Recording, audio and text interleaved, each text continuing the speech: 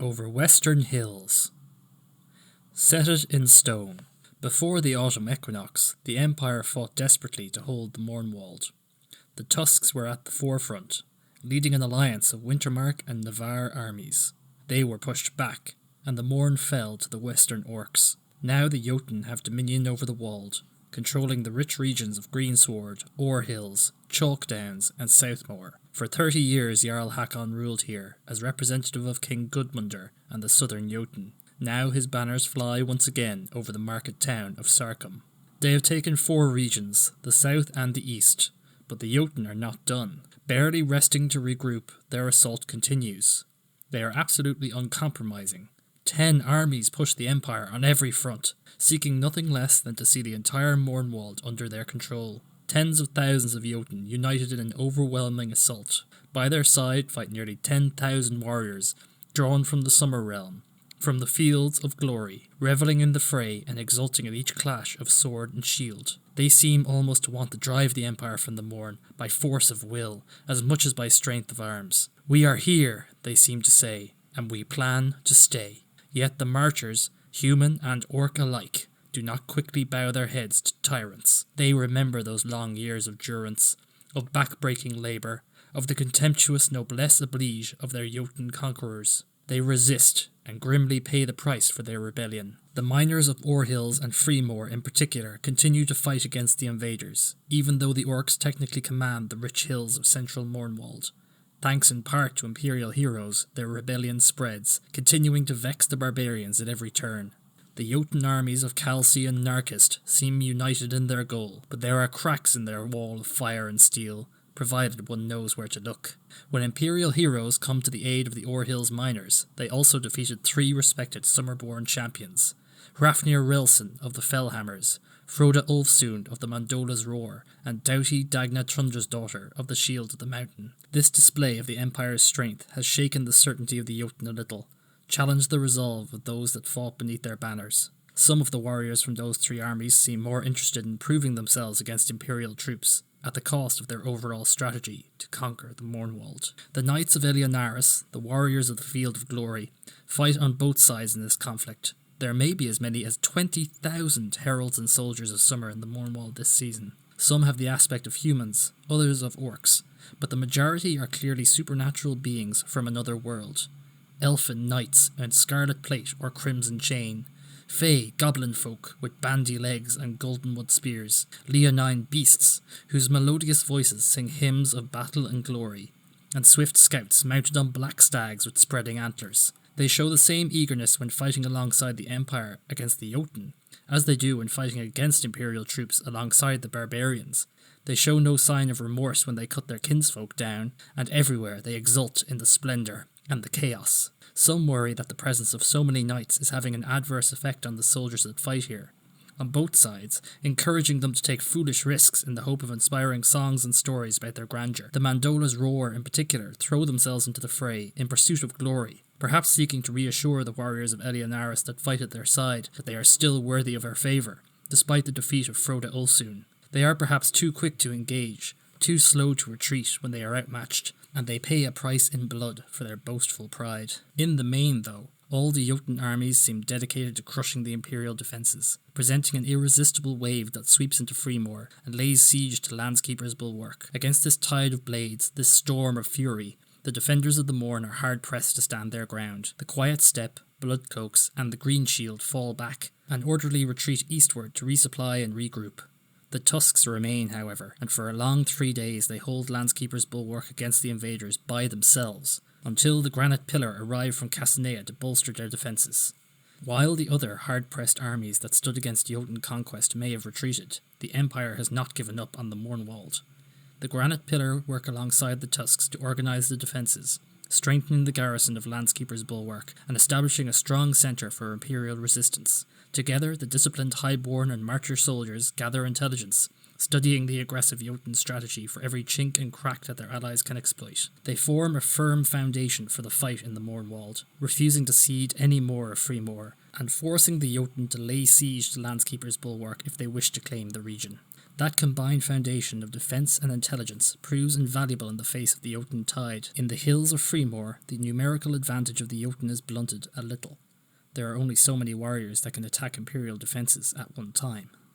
The Tusk's stubborn refusal to quit the Morn helps fan the flames of rebellion, with people inspired by the example they set for the people of the Wold. If the people respected the Tusks and their general before now, many of them have come to nurture a fierce love for those who fight under the boar-headed banner.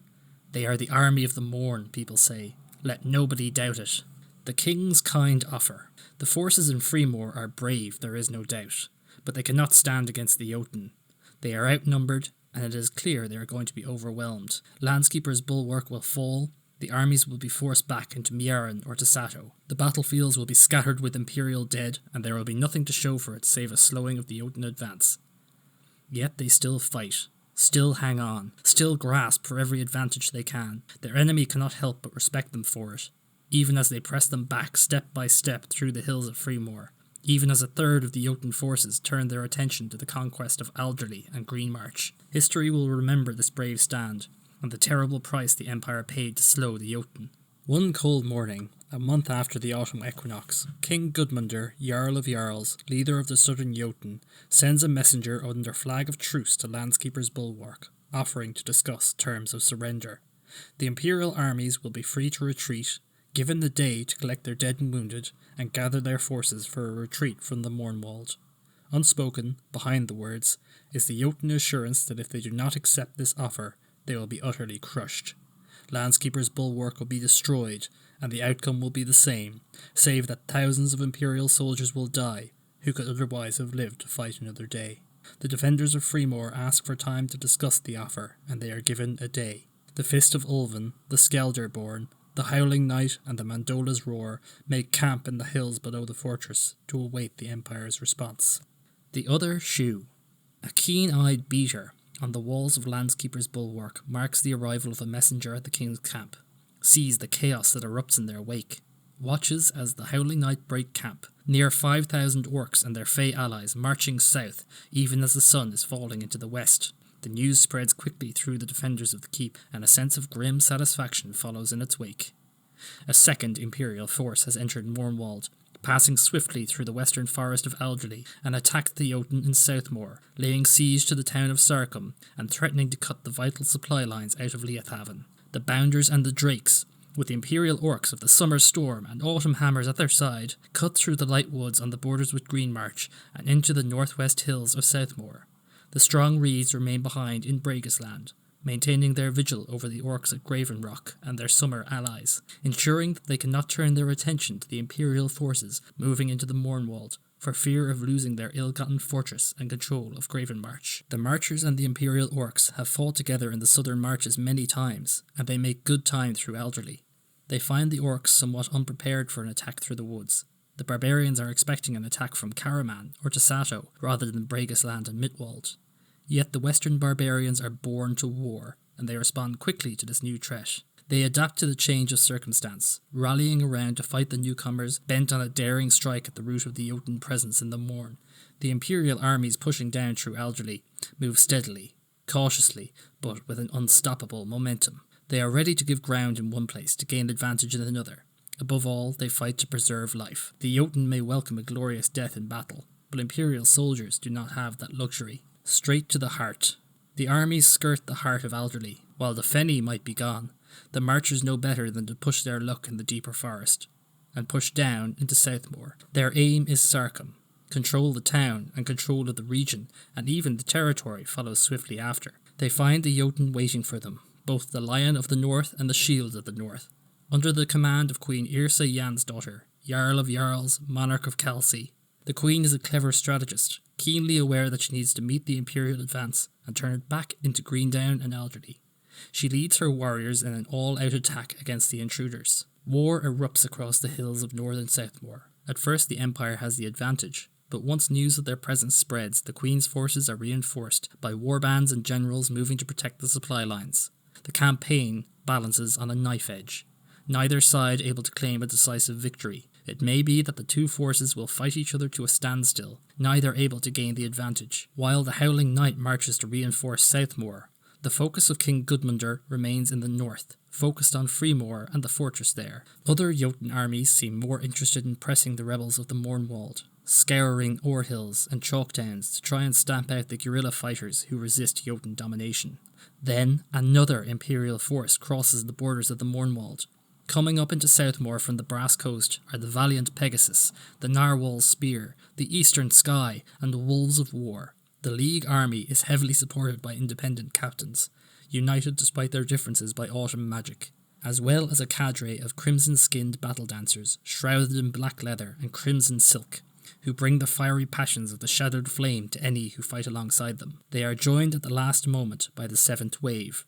The 3rd Highborn army has crossed the entire Empire to join the battle in the Mournwald, thanks to a powerful autumn enchantment. They should be exhausted from their forced march, but loyalty and courage give them the strength to fight despite their long journey. As the armies secure the southern border and strike north towards Sarkum, the Swalk of the Narwhal's Spear launch foray after foray against their foes, striking deep into the hills and crossing the greensward to harry the Jotun forces, seeking to reinforce the Queen's position at Sarkum. They also seek to learn as much about their foes as they can. With the supernatural clarity of the Day Realm at their command, the Ice Walkers and Mediators of Wintermark work closely with the other Imperial armies, forming a vital liaison between the defenders at Landskeeper's Bulwark and the Marcher and Imperial Orc armies coming down from the north, as well as spreading their network of eyes and ears across the front where they can do most good. These new arrivals are enough to put a thumb on the balance, to turn the tide, and the Jotun know it. The king pulls his forces away from Landskeeper's Bulwark, marching south, but the hills are in the way and time is against him. 2 fronts. The first major confrontation of the war takes place at the Miller's Crossing, a village in Southmoor on the edge of Alderley. Queen Yrsa's troops suffer a crushing defeat, forced to retreat and then retreat again. From that point the Jotun cede more and more ground as they fall back towards Sarkum. On the other border, the Jotun fight bitterly to prevent the Southern Imperial Strike Force from establishing a beachhead here. The Winterfolk, Highborn, League and Dawnish forces are at a disadvantage, but their courage and commitment to victory means that they too force the Jotun forces back towards Sarkum.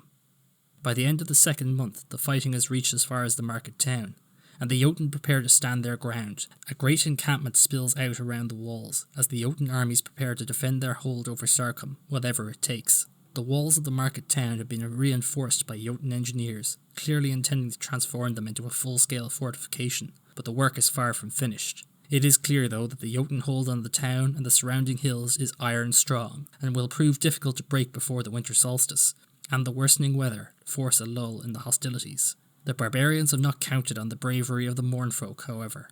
Battle of the Oak Leaves. One cold morning, a group of folk the Jotun think of as thralls, humans and orcs working together, throw open the gates and let the Tusks and the Bounders into Sarkum. The rebels aid the attack wherever they can, sowing confusion in the Jotun ranks by setting fires, attacking sentries, and raising a great hue and cry that echoes across the town.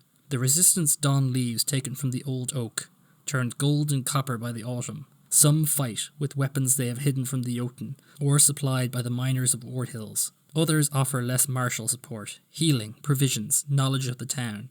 Even those who cannot fight join in, beating pots and pans, giving voice to a powerful rough music aimed at the Jotun.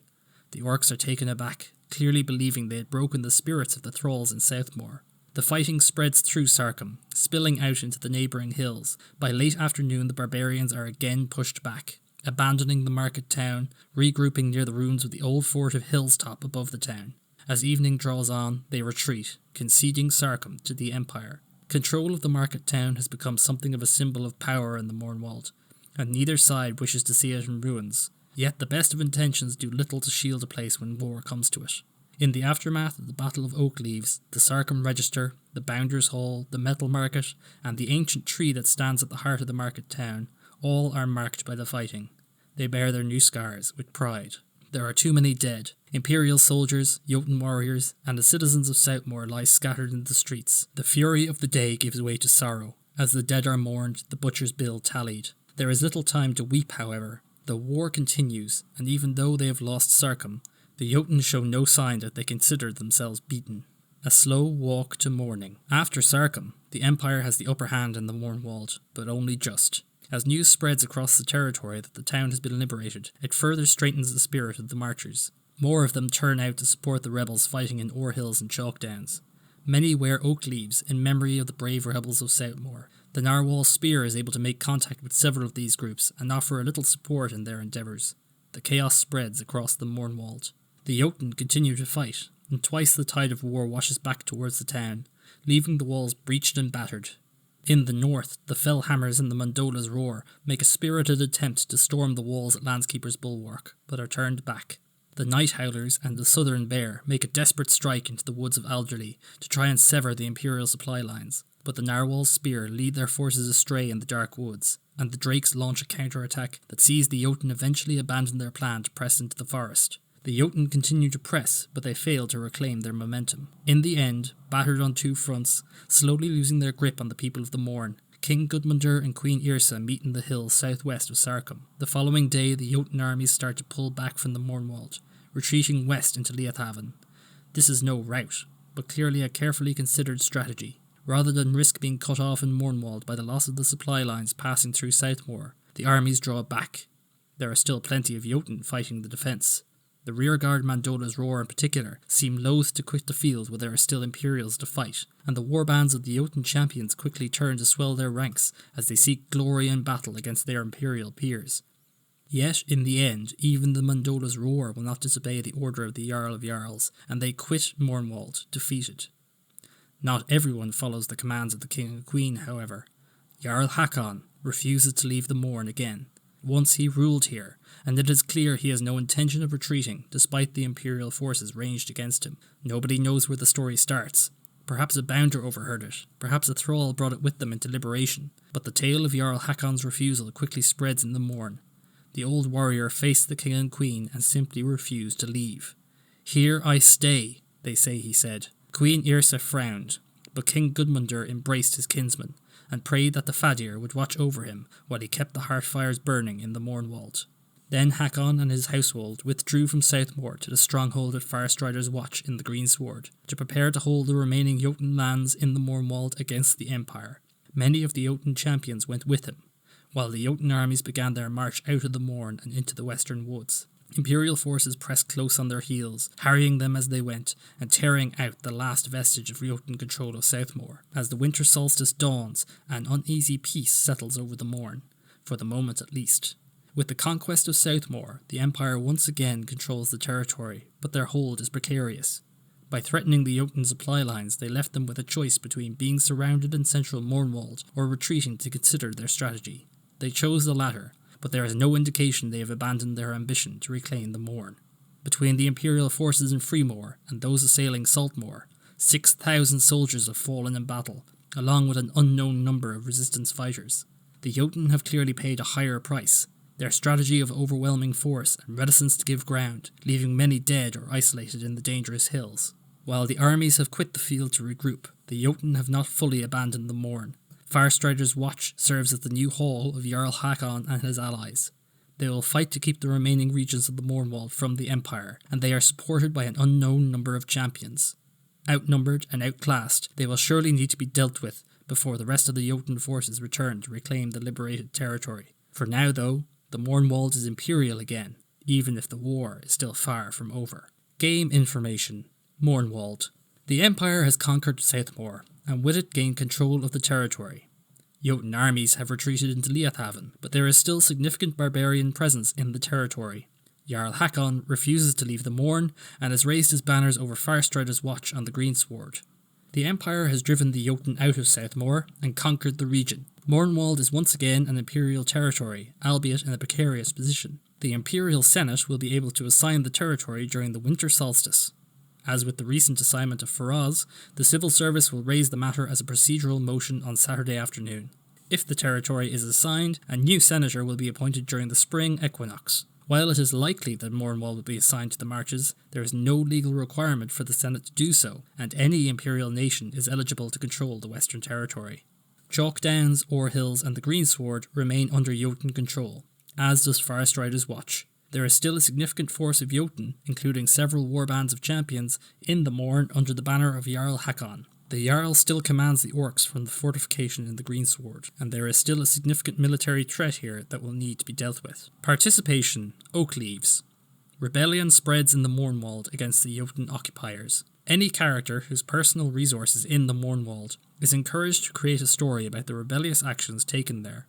While the impact of the rebellion is narrative rather than mechanical, the actions of Imperial heroes and the generals of the marches have inspired the people to resist the Jotun occupation as best they can. Some may have taken up arms and fought alongside the miners of the Ord Hills. Others may have taken more passive approaches to resistance, but it is clear that the Jotun are going to have their work cut out for them if they wish to exert the control over the Mournwald in future.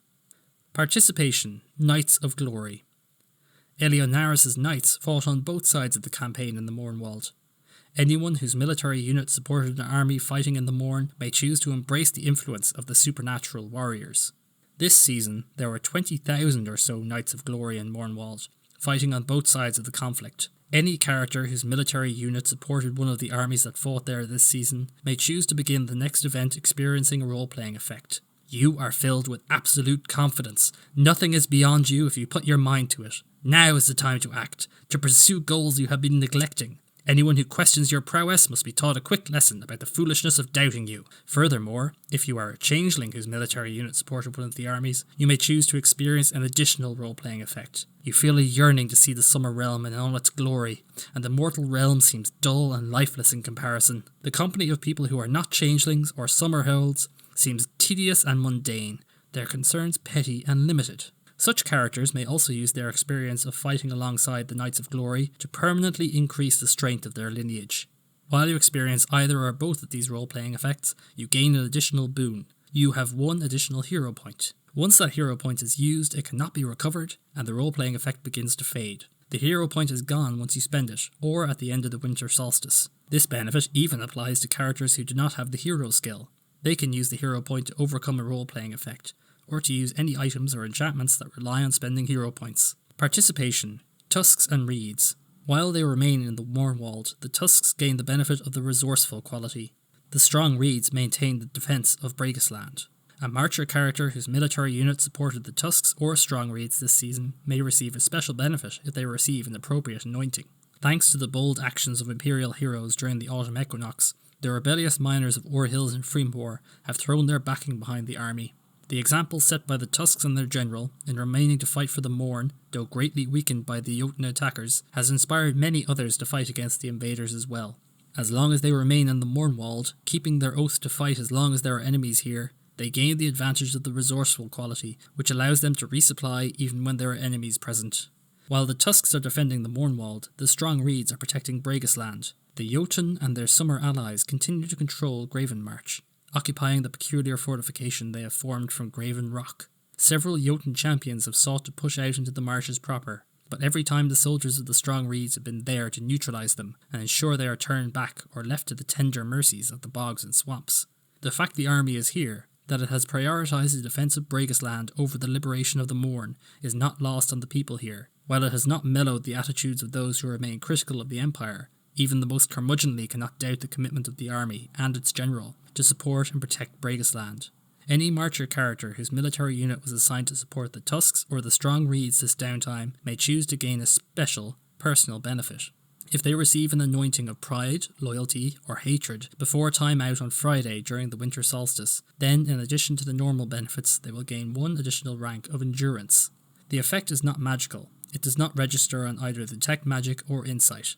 It is likely a result of the powerful hearth magic of the recent oath sworn by the generals of the Tusks and the strong Reeds, and the clear demonstration of their commitment to Mournwald and to Bregisland respectively. This benefit lasts only as long as you continue to be committed to freeing the Mournwald and defeating the Jotun, or to protecting Bregisland and driving the invaders out of Gravenmarch as appropriate. If your will to do so falters, then the bonus rank of endurance is lost and cannot be regained. It is also permanently lost if your anointing is removed, or changed to one other than pride, loyalty, or hatred.